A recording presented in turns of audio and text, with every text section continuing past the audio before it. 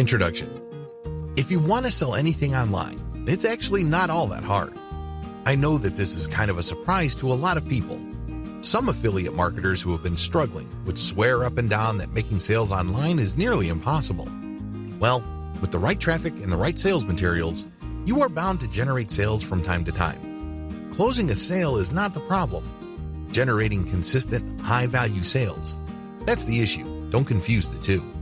Sadly, even if you are able to master the art of online sales, you may still continue to struggle. I understand that this is better than not generating any sales at all. But if you put in a lot of time, effort, and energy into generating online sales, only to settle for a low, middling amount, you're wasting your time. That's the bottom line. As the old saying goes, either you go big or you go home. The name of the game when it comes to online sales success is return on effort. You heard that right. You've probably heard of the phrase return on investment millions of times before. Return on effort works on the same principle, but there is a slight difference. With return on investment, you are trying to invest as little money as possible while getting as much return as you can. Pretty straightforward, very simple concept. Similarly, if you're going to invest your time, attention, and focus in something, shouldn't you expect maximum rewards as well? This is the whole concept behind return on effort. If you work for yourself, it's very easy to work around the clock for chump change. Believe me, I've done it. It's not pretty. Sure, you're passionate about what you do. Oftentimes, it doesn't even feel like you're working. However, let me tell you, if you're going to invest your time, effort, and precious energy into something, don't you deserve to get the biggest reward out of all that investment? Thankfully, there is a way out. You don't have to stick to the grind. You don't have to put in all these hours away from your loved ones just so you can put food on the table. Using the high-ticket sales secrets that I'm going to share with you in this training, you will learn how to maximize the return that you get for all your efforts. It is not rocket science. It all boils down to being at the right place, talking about the right things at the right time with the right people. If you're able to line all those up, then you will get all the best results. At first, it may seem like this is very hard to set up. You only need to look at how high-ticket salespeople do it. When they started off, they were no better than you. In fact, in many cases, they knew less than you. Now, here they are, generating 7 or even 8-figure annual sales. How do they do it? It all boils down to high-ticket sales. Make sure you're in the right niche. Any discussion of high-ticket sales marketing must first begin with niche selection. Get this wrong, and you're going to waste your time, effort, and money. This is non-negotiable. If you make a mistake with the niche that you pick to build your business on, you're going to fail. The truth is, not all niches pay the same. Niches are essentially subject matter categories involving your target audience's problems, needs, or interests. These are different subjects and they attract different audiences. Some audiences are willing to pay a lot of money. Other audiences are not as willing. Even within the high-paying audiences, there is a question of timing. There are certain products and service categories that compel people to spend a lot of money right away. Unfortunately, these are relatively few. These are comparatively few when you line them up with all the other niches out there. Ideally, this is where you should be. You should look for niches that pay really well and people need to order merchandise or services almost immediately. The reality, most niches pay poorly. There, I said it. Most niches don't pay all that well. Well, this might rub you the wrong way.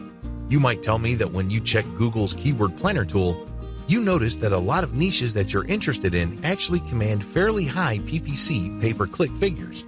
My answer is, look closer. If you pay attention to those figures, it turns out that, in many cases, for people to click on an ad that pays that much, they must be really, really interested already. In other words, they have been pre-qualified and they are ready to buy. That's usually not the case. Usually people are interested in a wide range of topics, but they're not ready to buy. They're ready to do a lot of research. They don't have a problem with comparing different sources of information, but when it comes to buying, they're not quite there. This is why I can say with utmost confidence that most niches pay poorly when you look at immediacy. It's not enough that people may pay good money for a particular range of merchandise or a particular type of service. That's not the issue. The issue is how willing they are to pay. Don't build your house on sand. To make matters worse, the best niches, high pay and high demand, tend to get saturated very quickly. It's easy to see why. You need to build your business on a solid foundation. This means that your target niche must be lucrative enough and must have a high sense of buyer urgency. Otherwise, you're building your house on sand. You can build tons of these and end up making very little money. Unless you want to play the volume game, where you are cranking out hundreds of websites, and each of these websites make, at best, a couple of dollars a day, you're going to have to be more careful about niche selection. You have to be systematic and methodical regarding the type of business you build and the platform you choose to convert your traffic. You also have to be systematic about getting the right kind of traffic and qualifying it so it is more likely to convert. All of this boils down to selecting the right niche. You must target the right client. In any kind of market, there will always be audience segmentation. It's easy to think that just because you are targeting insurance as a niche, you could automatically assume you will make a lot of money. On the surface, this seems very reasonable. After all, when you go to Google Keyword Planner tool and load up all sorts of insurance-related keywords, you get really high figures. It's not uncommon for an insurance-related term to pay $30 or more per click. What's not to love? But here's the problem. That market has many segments. Not everybody who looks for insurance online is ready to buy. Not everybody who is interested in buying an insurance policy is willing to pay top dollar. In fact, in many cases, a lot of people looking for insurance would rather pay the least amount of money or take out the cheapest type of policy possible. Welcome to the world of market segmentation. Audiences in what seem like lucrative niches have different needs. They tend to segment themselves. There are people who are willing to pay top dollar immediately.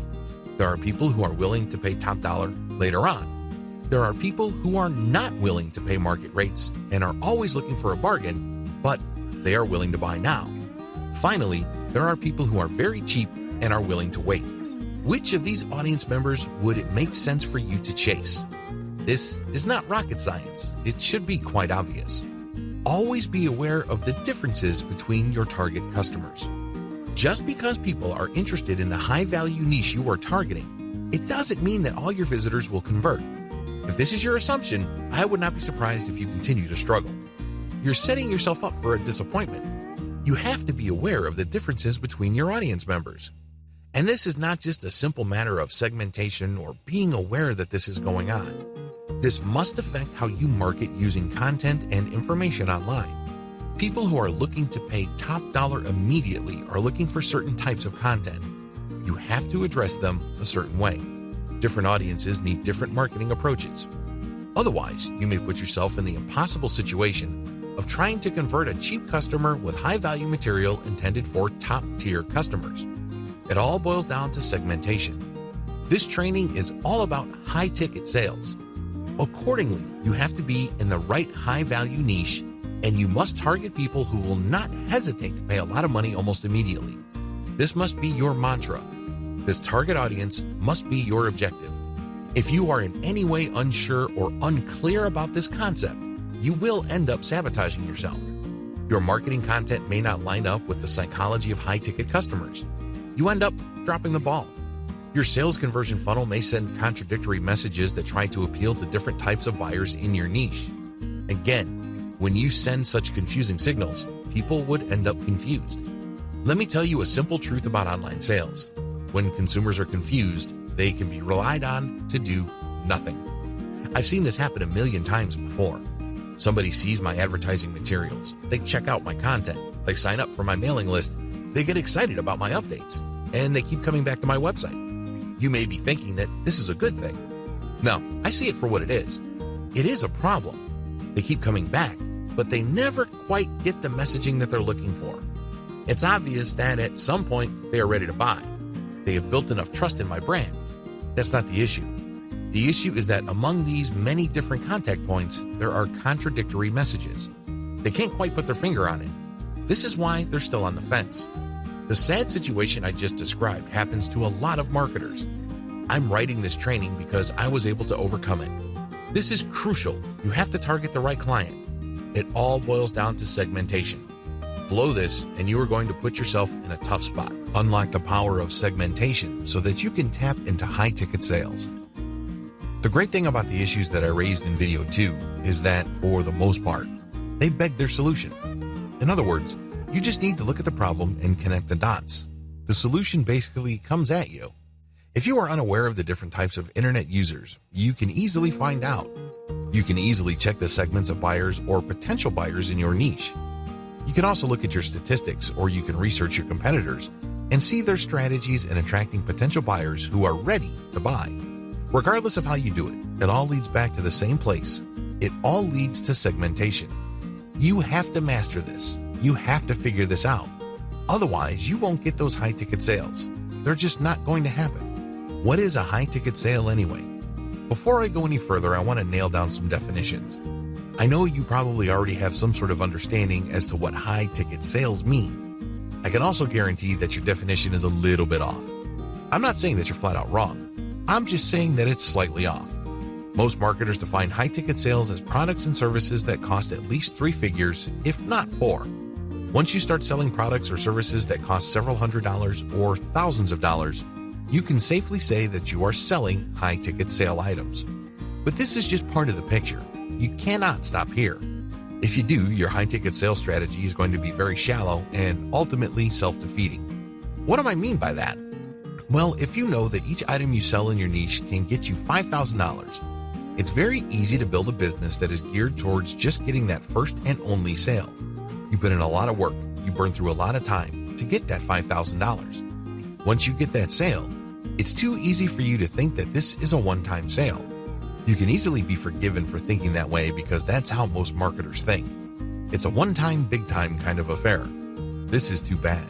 And this is also the reason why a lot of marketers end up failing later on. The key to high-ticket sales. The key to high-ticket sales involves 2 very powerful components. They impact what you do before and after the high-ticket sale event.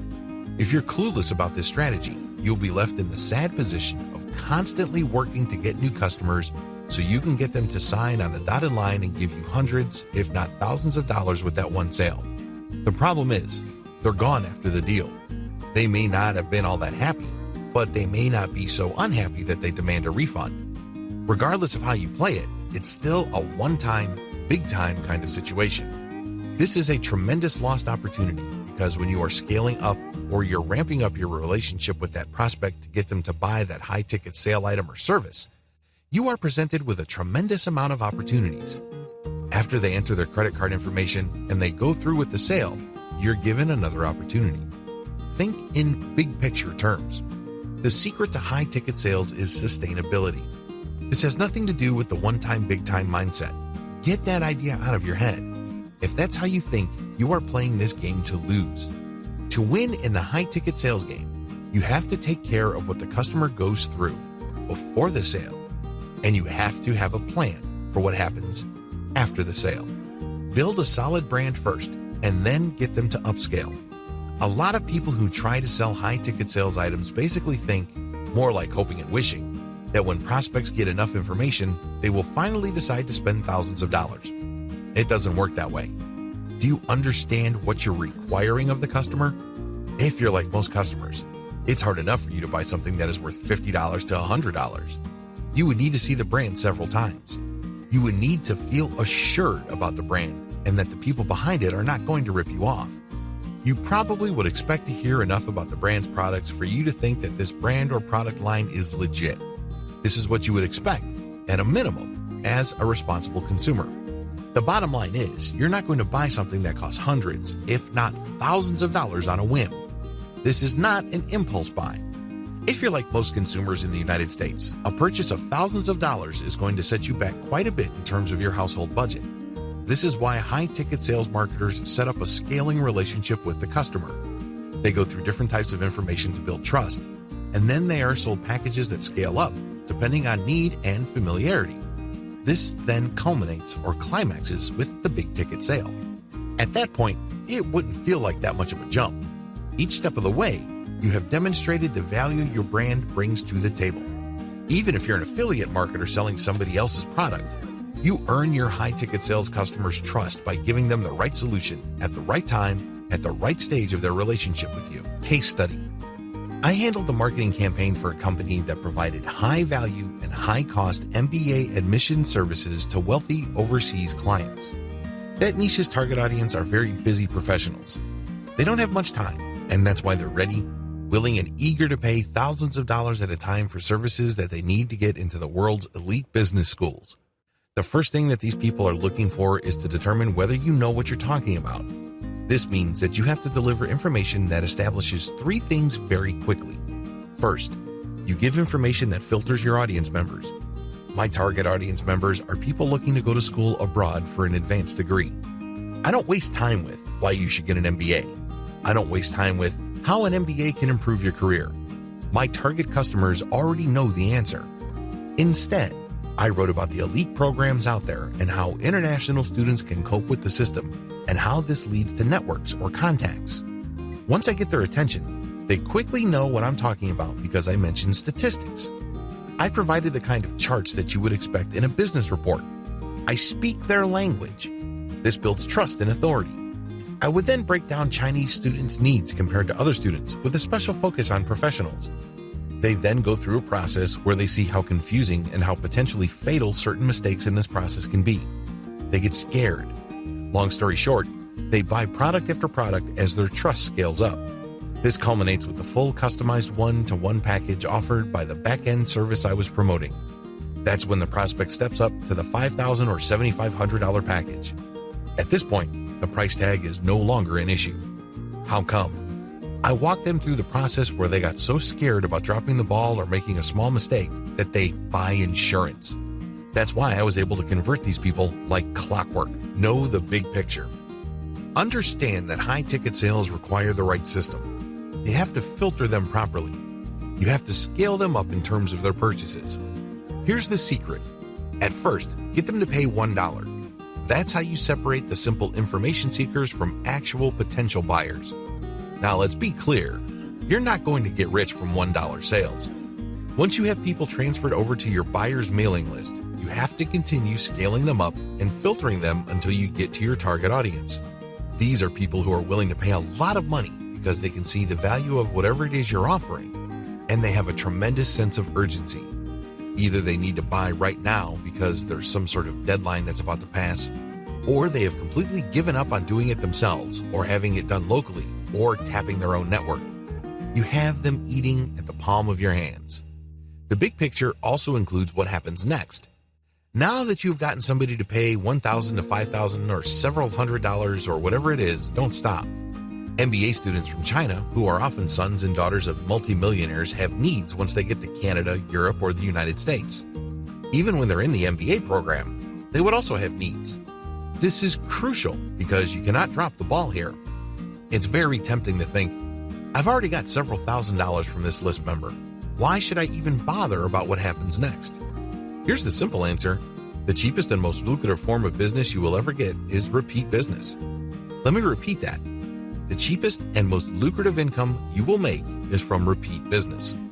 These people already know what you're capable of. They already trust you enough to spend big money. Now is not the time to drop the ball and forget about them. They still have needs. In my case, they would need a place to stay. They would need job placement services.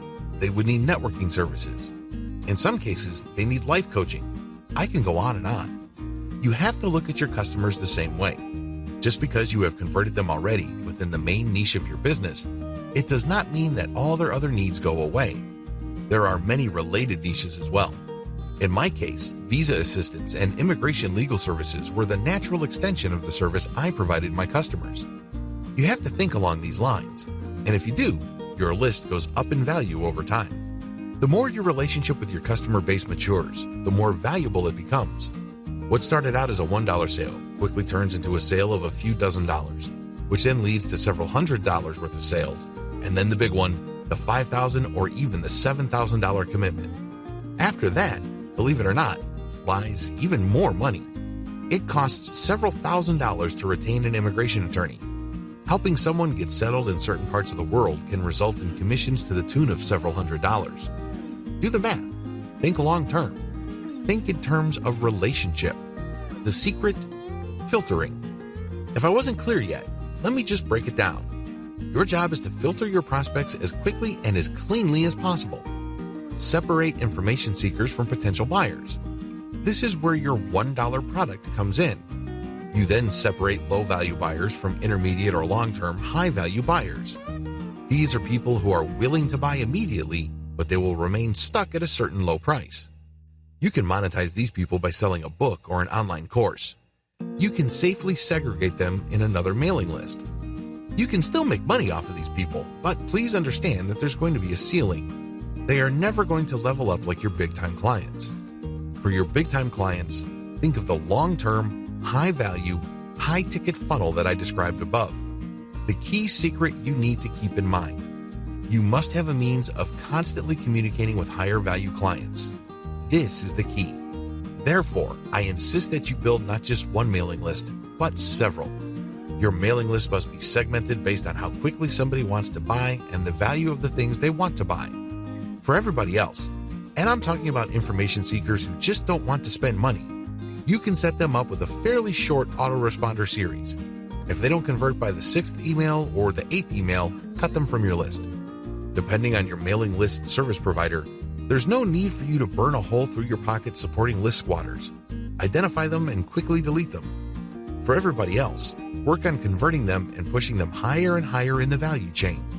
This is how you create a consistent flow of high-ticket sales. In fact, if you play your cards right, based on the system that I've described above, your mailing list goes up in value over time. The more mature your relationship becomes with your customer base, the more they trust you, and the more they're willing to buy a wide range of directly related and indirectly related products and merchandise. Get inside the high-ticket sale buyer's mindset. A lot of marketers simply do not understand the information that I share in this video. They think that people are robots. They think that generating an online sale is simply all about getting the right product in front of the right eyeballs and nothing else. I'm sorry to break this to you, but there's a lot of psychology at play. The bottom line is, if you want to convert high-ticket sales prospects, you have to think like them. You can't look at the situation purely from your perspective. Let's face it, your perspective is actually simple and straightforward. You want to make money. I get that. Everybody gets that. Who doesn't want to make money? But that's not the issue. The issue is, how do you get your high-ticket sales prospects to separate with their hard-earned cash? Believe me, that's a lot of cash that they're going to be separating themselves from, so you better give them a good reason. Unfortunately, it's very hard to get that reason if you don't think like them. The first step is to choose to think like them. People are not rational. The first thing that you need to wrap your mind around is this simple fact: when people make buying decisions, it's usually not rational. It's easy to think that this only happens within the context of impulse buying. For example, if you go on Amazon Kindle and there's a book that sells for 99 cents, it doesn't really take much thinking because you're really not losing anything. It's 99 cents. If you make the minimum wage in the United States of $7.50 per hour, that's less than 10 minutes of work for 99 cents. It's an afterthought. It's an impulse buy. The problem is, as you go up the cost ladder, it becomes tempting to think that people are not buying impulsively. Get that idea out of your head. The truth is, it's very obvious when somebody's buying something priced at 99 cents compared to something that's priced at $9,000. The reality is, they are operating within the same realm. I am, of course, talking about emotions.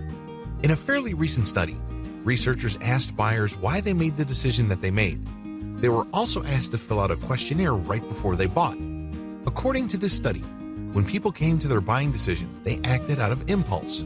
But when it comes time to explain why they did what they did, they came up with all sorts of reasonable-sounding explanations and justifications. The study's conclusion is unmistakable. People are based on impulse, read emotion, and then they justify it later on. High-ticket sales prospects are no different from people buying a pack of gum that is worth a few pennies. It's all about emotion. People want to be made to feel special. Knowing the information you have, when you try to get into your high-ticket sales customer's mindset, you have to ask yourself, how do I make this person feel special in this context?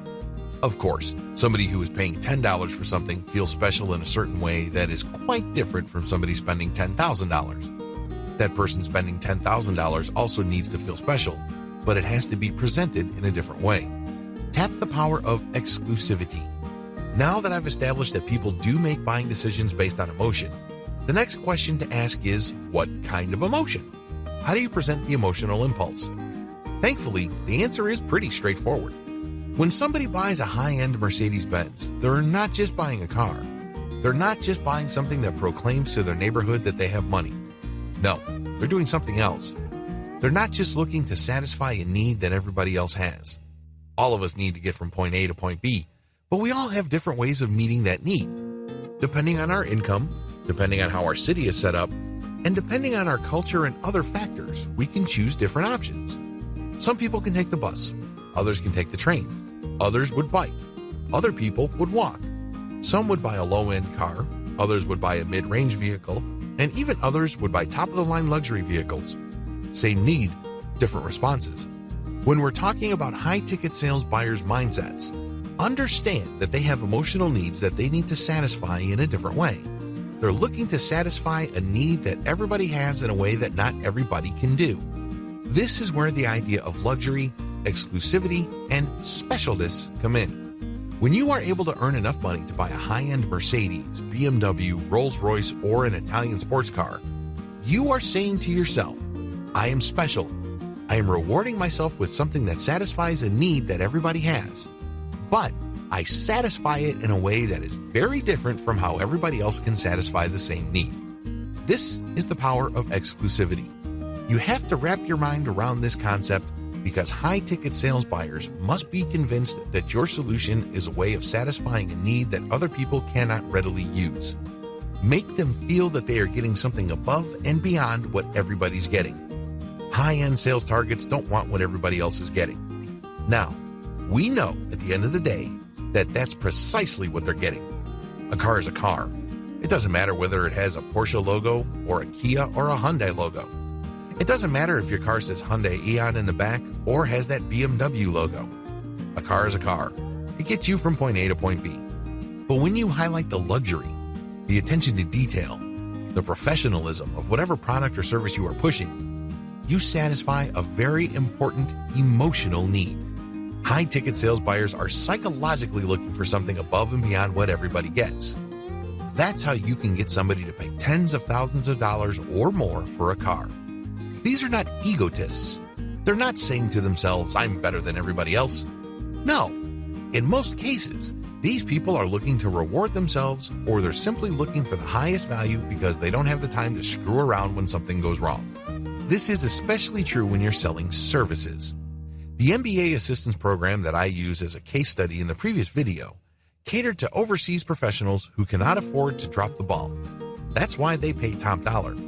Get inside your customer's mindset. Look at the sales process and the sales funnel system from their perspective. Get this wrong, and you will end up building a high-ticket sales funnel that somehow, some way doesn't quite work. I'm not saying that you're not going to make a few $1,000s here and there. What I am saying is that you are not building an optimal system. It's 90% there, but it just doesn't produce the outcome that you had hoped for. Conducting a high-ticket sales campaign the hard way. To learn the ropes about anything, it's usually recommended to learn things the hard way. In other words, you go through a whole checklist of items, you pay your dues, and then after you are very familiar with the process, you start optimizing. You keep that up until you come up with a streamlined system that is very different from what you started with. At that later stage, you are able to do things faster, more efficiently, and at less cost. Still, you have to go through the initial stages and basically stumble around, make a lot of mistakes, and feel your way in the dark, so to speak. This is how most people pay their dues. Unfortunately, this is also doing things the hard way. I'd be irresponsible if I did not go through video 7 and video 8 with you, because this is how high-ticket sales campaigns are normally done. Unfortunately, for the vast majority of marketers who go through this process, they get chewed up and spit out. They end up failing. Still, I need to walk you through this before I reveal the secret sauce in video 8. To learn the ropes, you have to pay your dues and do things the hard way. Step number 1, pick a high-value niche.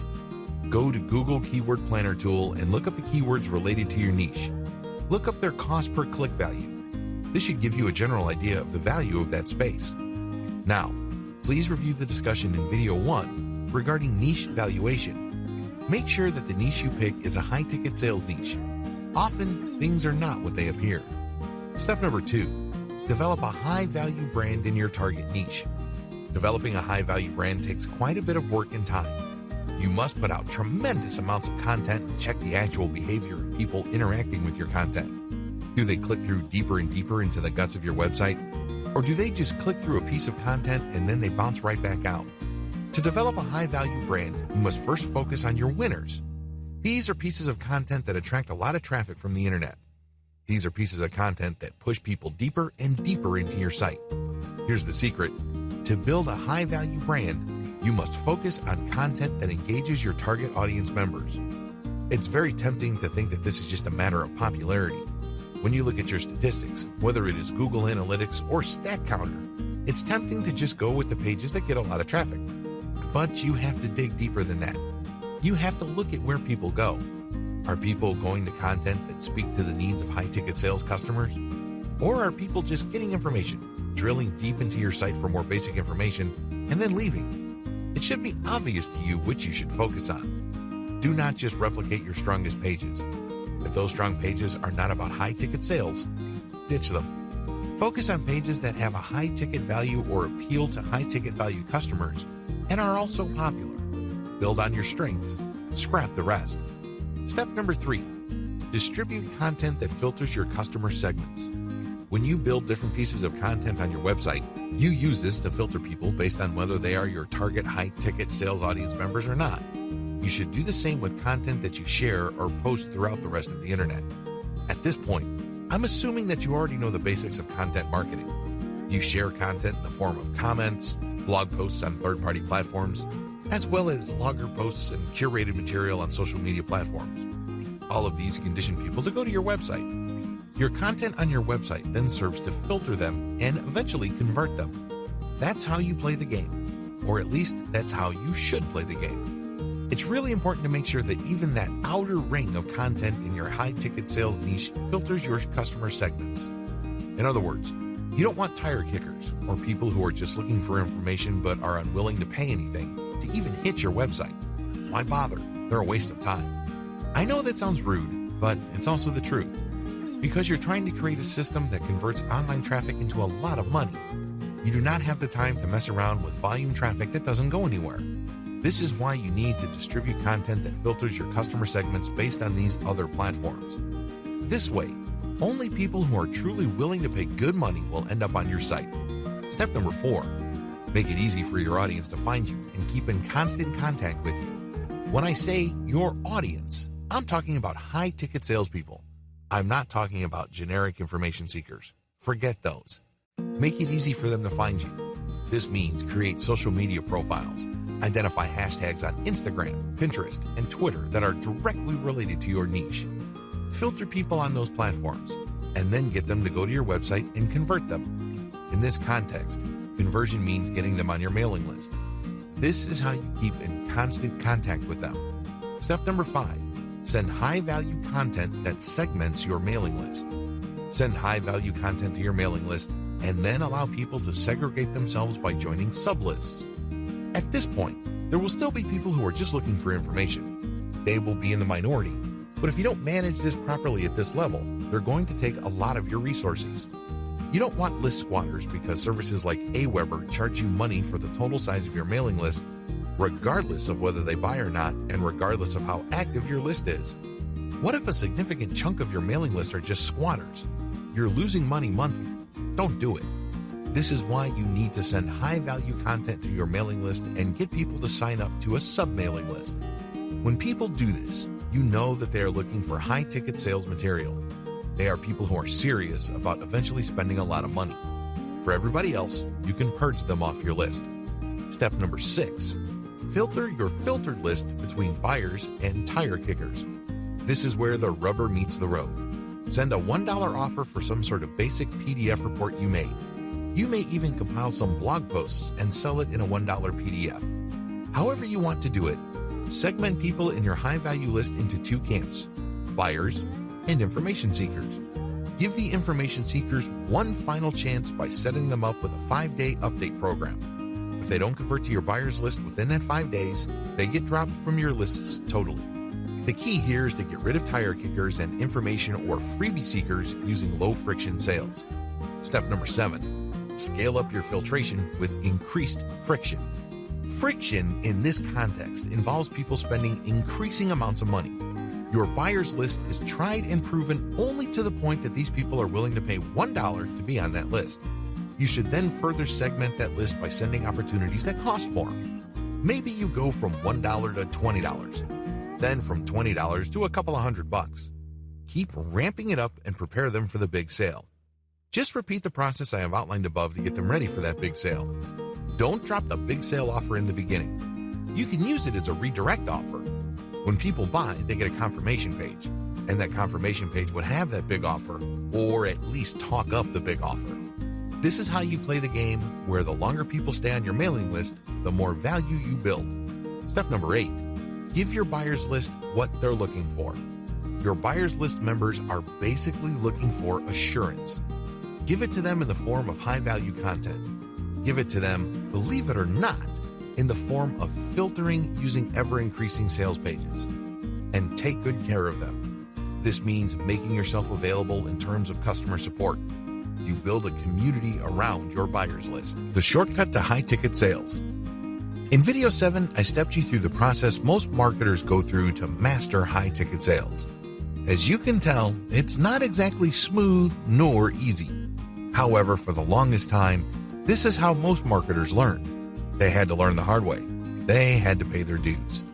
In fact, the process is so hard that the vast majority of people who tried their hand at high-ticket sales end up dropping out or settling for mediocre results. It's fairly rare for somebody to become really successful doing things the hard way. Still, after some time, a significant portion of people would graduate from getting mediocre results to getting better results, but it can take quite a bit of time. In fact, for too many people, it takes too much time and involves too much experimentation.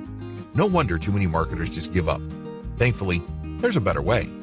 It's always a good idea to start out with high-ticket sales by learning the ropes. You have to learn how to do the basics. You have to learn how to sell online, how to find the right niche, and how to create content that would appeal to your customer base. You have to know the basics of segmenting your audience so you know what to expect. Once you're familiar with all the different parts of online high-ticket sales, this is the point in time where you should start looking for a shortcut. Don't do it before this point. This is extremely important. You have to go through the process of learning high-ticket sales the traditional way. But once you have a good understanding of all the different moving parts and everything that's involved in the process, then and only then should you start thinking about shortcuts. Use these shortcuts to take your high-ticket sales marketing efforts to a whole new level. I share these shortcuts with you because it's too easy to get stuck. It's too easy to feel like you're just banging your head on the wall, and in frustration, you drop everything. A lot of people who try high-ticket sales or affiliate marketing in general go through this process. A lot of them never come back. A lot of them just quit. I don't want you to be one of those people. While it is important to learn how everything fits together and to have a general understanding of how to sell online, you can't just stay there. You can't continue to stubbornly do things the hard way when there is an easier way available to you. What is this secret? What is the shortcut? It's very simple. Reverse engineer existing high-ticket players in your target niche. In other words, find your competitors, figure out which one of them is successful, and do what they're doing by fitting it into what you know about high-ticket sales. Seems pretty straightforward, right? It is. First, you need to find your most successful competitors. This is pretty straightforward. At this point, you already know what keywords are related to your niche. Enter them in Google. Find as many competing websites as possible. Next, enter the domain names of your competitors into tools like Alexa Site Info. Alexa will give you a rough ranking of your competitor. This ranking should give you a general idea of how well they do in terms of traffic. But you shouldn't stop with Alexa. You should also take your competitor's domain and plug them into SEMrush. SEMrush will tell you how well they're doing when it comes to SEO. Putting all these data sets together, you can get a good idea which of your competitors are getting a lot of traffic in your niche and which ones are struggling. Learn from the winners. Filter your list and focus on a fairly small number of competitors. These should be the runaway winners of your niche. They should leave pretty much everybody else in the dust as far as traffic goes. Again, we're estimating traffic based on Alexa score and search engine visibility provided by tools like SEMrush.com. What to look for? Now that you have your shortlist going, study the following features of your competitors. Their content strategy. What do they write about? What do they focus on? What themes keep cropping up among all your major competitors? Their ads. What kind of ads do they normally show? Do they push services or merchandise or both? Are these ads for high-ticket items, or do they mix in low-ticket items? Do they openly advertise their $1 or buyer list products? Their mailing list strategy. Do they have a mailing list? Join their mailing list and see if they segment or filter their main mailing list into smaller lists. Do they use $1 items to create buyers lists? Their ad designs. Pay attention to the text of their ads as well as their formatting. Pay attention to whatever graphics they use in their ads. Their branding efforts. Do they bother to create a brand? Do they actively engage their site visitors in crafting their brand message? Do they talk about brand values? Their social media presence. By social media, I am referring to the broadest definition of that term. Look for your competitors on forums, Facebook groups, Facebook pages, Facebook comments, Pinterest, Instagram, Twitter, SlideShare, and everywhere else. This should give you a fairly clear view of their traffic sources, their SEO footprint. Enter the domains of your competitors in SEMrush and look for their backlinks. This should give you a fairly clear idea of just how optimized they are for search engines. Make sure you go through the list above. Don't skip an item. You need to reverse engineer all your competitors using the list above so you can be properly informed as to how they got to the position they're in. This information will also function as a roadmap for your marketing efforts later on. Fine-tune your reverse engineered brand. Now that you have reverse engineered your competitors and you have examined certain elements of their website, as well as marketing strategy critically, the next step is to look for patterns. Look for the industry standard. When you look at the content that your competitors publish, as well as their ads, their brand values, and their site layout among others, a certain pattern should emerge. There should be some sort of pattern that you would see that pretty much unites all your competitors. Their sites may look very different from each other, and their content is obviously different enough. But when you look at the themes, topics, and overall design philosophy they follow, many of those sites actually share quite a bit of similarity. Pay attention to this. Use this as industry standard of your high-ticket sales niche. How come? They wouldn't have that commonality if it doesn't work at some level or another. There's a reason why photography services, legal services, certain types of medical specialties share similar design and content patterns. The reason, of course, lies in customer expectation. When customers see that service providers have websites designed a certain way, that's what they will look for. At the back of their mind, that is the industry standard. Look for this industry standard. Your own website, as well as marketing materials, content, and editorial policies and strategies should mirror the industry standard. In other words, when people end up at your website from search engines or social media or other traffic sources, they're not in for a shock. If they have been looking for the kind of merchandise or service you are advertising or promoting, they probably look at other websites pushing the same things. When they end up on your website, they know what to expect, because your website speaks the same graphical and content language as your competitors. This is the industry standard. You gain instant credibility and legitimacy when your website appears to be in the mainstream of your niche. The industry standard can only go so far. Please understand that when you adopt the industry standard, all you are doing is trying to get a head start. Compare this with starting from scratch. You don't know what you're doing. You don't have an idea.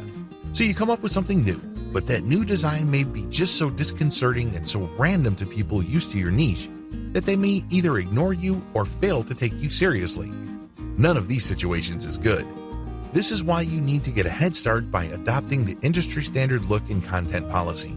But after that, you have to fine-tune your specific look and content based on how your website actually performs. If you notice that the vast majority of your traffic is excited about a certain type of content, and pages containing the content tend to get more traffic, if you notice this pattern, then shift your content strategy towards that type of content. Drill deep. Become the established online authority for that type of content.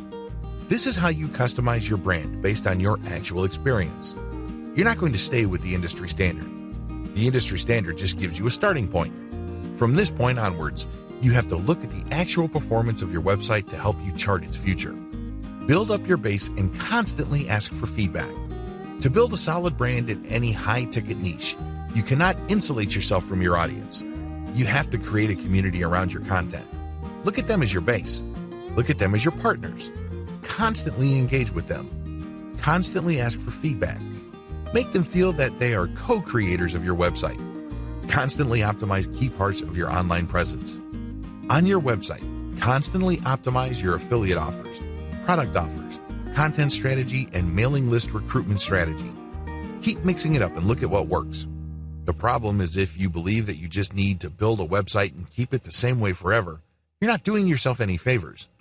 You're putting yourself at a serious competitive disadvantage because, let's face it, most people do not do things right the first time around. There's always room for improvement. You can always optimize for greater results. This is why you have to constantly optimize the different key elements of your online presence. Are you offering the right products? Are you scaling your mailing list correctly? Are you filtering people correctly?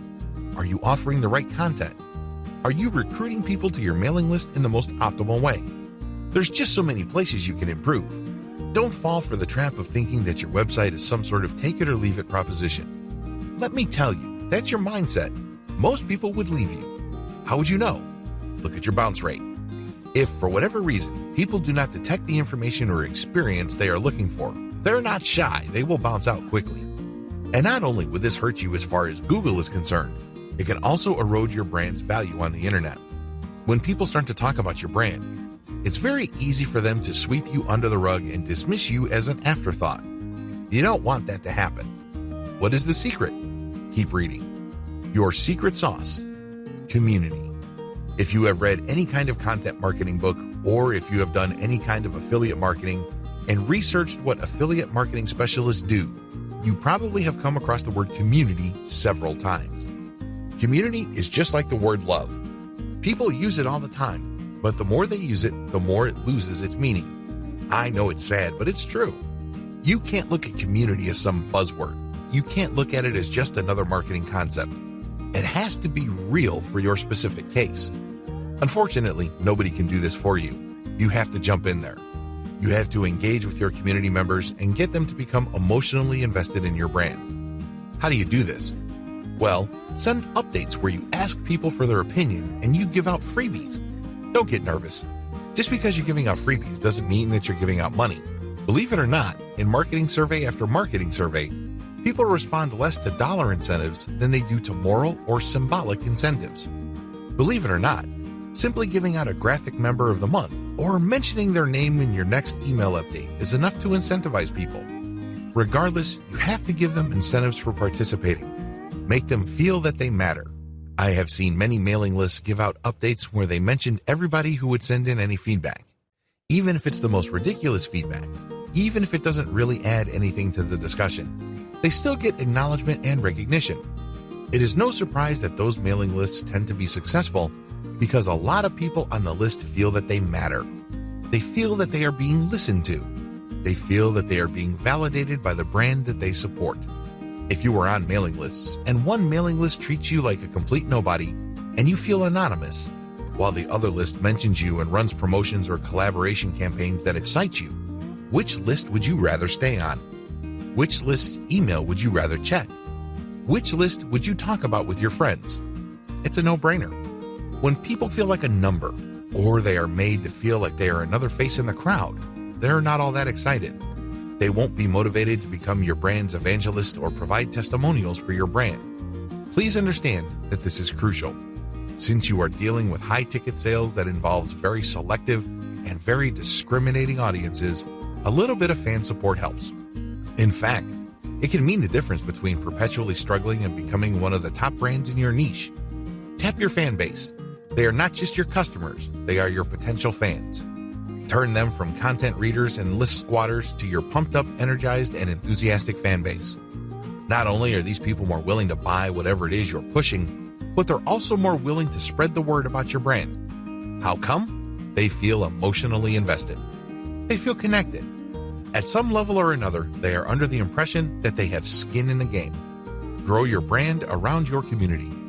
This is probably the hardest part of this process because a lot of marketers are content to stop at the point immediately above this section.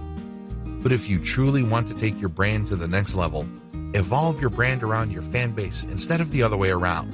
This is the secret to sustainable brand power. If you want your mailing list to grow in value over time, build it around the needs of the people on your list. Hold contests, hold AMA sessions, hold photo contribution contests or projects. Ask individual members if you can turn them into case studies. These are just some of the many ideas that you can use to build community. Remember, your list is not just a collection of people who have given you their legal consent to send them messages. Your list is a relationship. Treat it like one, picking the right high-ticket service or product to sell. Prior to this point, I've helped you put together an online conversion platform. I have helped you put together, using the power of reverse engineering, the website and messaging platform that you need to turn your traffic into cold, hard cash. The next step is to figure out how to sell the right product or service to your list. Here are the steps that I follow. When you start segmenting users, don't focus on sales. The first thing that you need to do is when you are building your website and you're building your mailing list, do not focus on sales. Focus instead on segmentation. This means you have to create a system where your users will segregate themselves. The name of the game is to get rid of information seekers who don't want to buy anything. That kind of traffic is useless to you. You set up $1 items or cheap services.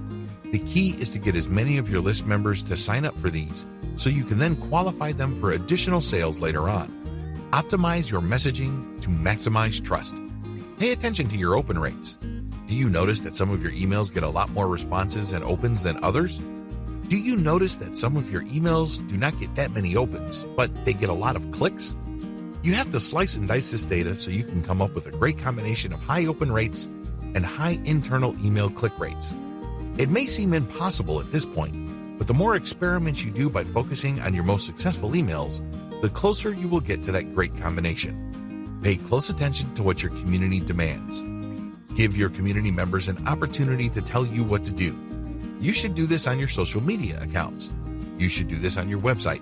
You should do this through a specially designed, incentivized engagement system for your email. Regardless of how you do it, you need to do it. You need to ask them what it is they would like in terms of content, promotions, products, services. Please understand that there's a big difference between what people say and what they do.